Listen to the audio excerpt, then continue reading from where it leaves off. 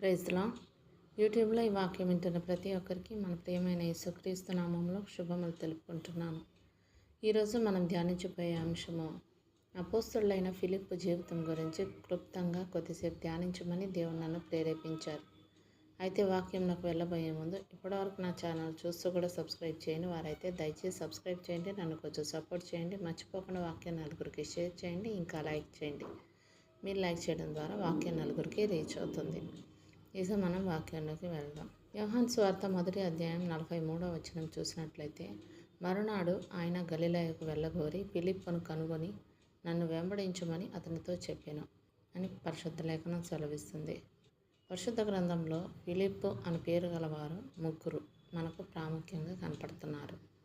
మొదటిగా అపోస్తలుడైన ఫిలిప్. యోహాను సువార్త 1వ అధ్యాయం 43వ వచనంలో రెండవ వాడు సువార్తికుడైన ఫిలిప్పు, మూడవ వాడు హేరోదురాజు సహోదరుడైన ఫిలిప్పు. ఈ ముగ్గురు పరిశుద్ధ గ్రంథంలో మనకు కనపడుతున్నారు.